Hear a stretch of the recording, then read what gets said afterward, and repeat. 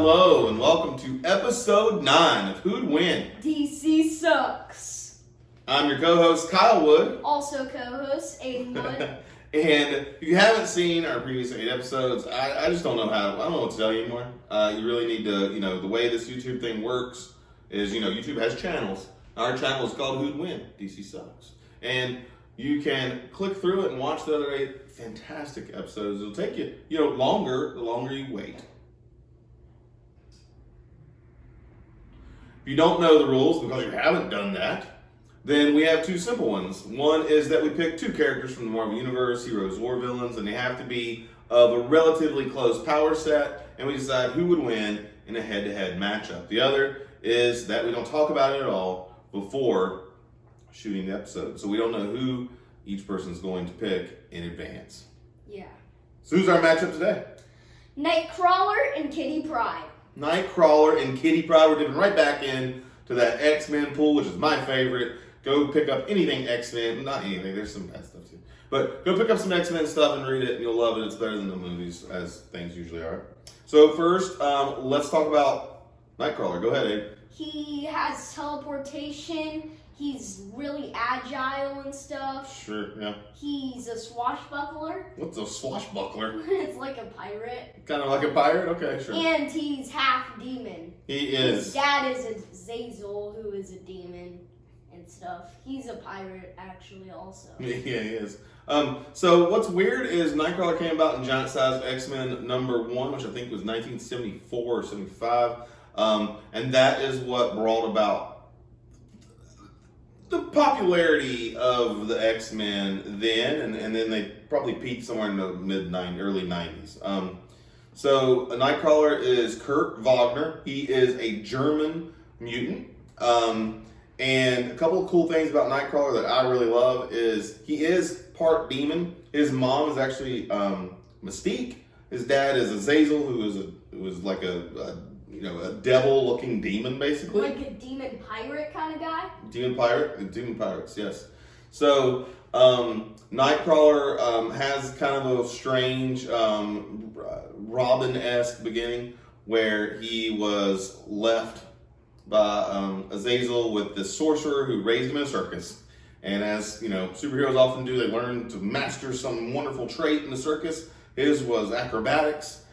He grew up loving swashbuckling movies, like the old, like Errol Flynn movies. So he does typically use a sword when he's fighting too. He can teleport like instantaneously from one spot to another. He can carry some stuff sometimes, and he has been known to do fair distances, like hundreds of miles, but very rarely, and it usually takes a lot out of him to do that. Yeah. And he gets super, super tired. He's also a super devout Christian in the comics, which is really cool that they took a half demon character and made him devoutly Christian and very outwardly Christian person in the comics, which is kind of rare and pretty neat. Okay, how about Kitty Pryde? Kitty Pryde has phasing. She can phase through walls and stuff. That's what she usually does. Yeah. She's a good fighter. Mm-hmm. She can kind of when she phases through technology and stuff. Okay. She shuts them off, kind of. Okay. She disrupts electrical stuff. And she has a little dragon boy. She's a dragon boy. She does have a little dragon named Lockheed. Yep. I love him. I do too. So Kitty came about in about 1980 to the X-Men, and she was the first kid character in the X-Men. She was about 13 years old when she was brought into the comics, and she was very much like that little sister character. She was like the Tootie. For those of you that know the Cosby Show. I don't know a more modern reference to a Tootie character. But anyway, she was that. So she was everybody's little sister except for Colossus.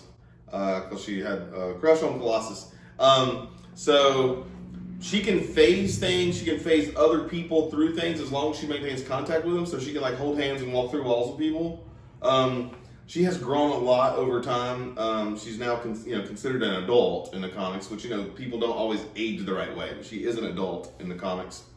She does have Lockheed, who is this alien dragon who can breathe fire, and he has this crazy best friend bond with her where they can understand each other almost telepathically, kind of they can kind of sense each other. and he's super protective of her. But he's a little dragon, like about this big, super cute, purple dragon. He's like Barney but cool, but a dragon, not a dinosaur. Yeah. So Kitty's also very smart. She's even the leader of the next team now, and has been off and on for a good while. And she was one of the first comic characters I remember being like really into computers, like way back in the day. She's a really great pilot. She's a good fighter because in Kitty Pryde and Wolverine, I think it's called. It was a miniseries. She was possessed by Ogun, who is this like demon ninja dude. So she has a lifetime of martial arts training because of that. It's pretty wild stuff. So she has a mixed history as many comic characters do. Yeah. That's all I know. So are you ready to go? Yup. Okay, what's the countdown again? Cat, Thor, Iron Man, shoot. Cat, Thor, Iron Man, shoot. Okay. Cat, Thor, Iron Man, shoot. Kitty! Son of a gun. It went from tying to not tying. Now we talk all the time. I hate it. All right. Tell me why you think Kitty would win. I think Kitty would win because her phasing powers, they're really, really good. What do you mean by really good? Like, they're insane. What do you mean by insane? Like, she could stick her hand through you and you're done. Oh, well, that just got graphic. And I did push, to be fair. And Nightcrawler, I know that he could just teleport away, but eventually, like you said, he would get tired. So, yeah, I think Kitty would win. And also, she has a little dragon beside her that breathes fire and all that stuff. So, yeah, I think Kitty would win. So I'll be honest, Nightcrawler is my most favorite character of all time. And until I was told Lockheed was involved in the contest, I was picking Nightcrawler. I think he's a comparable fighter. I think that he's more physically gifted. He's more athletic. And his teleportation thing is scary. If you've seen the X-Men movies and you see the scenes where that Nightcrawler character just poofs about, and every little poof that he makes, they're called BAMF, right? We call them BAMFs. They have a little purple cloud of dust that pops up. He's so accurate. He can just poof, hit a guy, poof, kick a guy. Sure, Kitty can stay phased, but Kitty can't be offensive while she's phased. But you throw the purple dragon in, like, that's just not fair. This is the first time we've had 2 against 1, I think. And you know what? I'm not happy about it, frankly. But the point is made that Lockheed is always with Kitty. It's like her puppy. Now, I think if you give Nightcrawler just about any puppy, Nightcrawler wins. But Lockheed once went on a spaceship against the aliens called the Brood, which basically are like the aliens from the Alien movie, right? Creepy aliens that take over your bodies and junk. And like shows up and goes, makes some noise, and they all ran. What the heck? I don't think it's fair. But that's why I'm picking Kitty.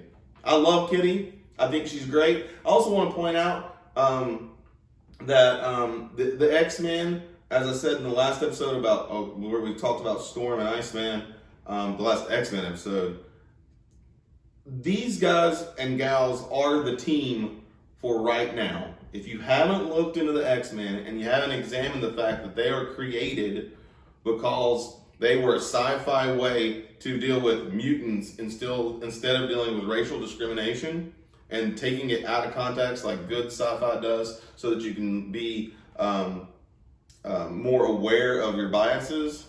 If you haven't thought of that, you haven't considered that, haven't looked into it, you really should. We have a half-demon German guy who's really Christian, which is really interesting. And we have a martial arts, super intelligent Jewish American character. And there's a host of better examples of diversity beyond these two. All right, so since we agree on this one, what do we do now? I think we should still bring in the tiebreaker. We're not tied.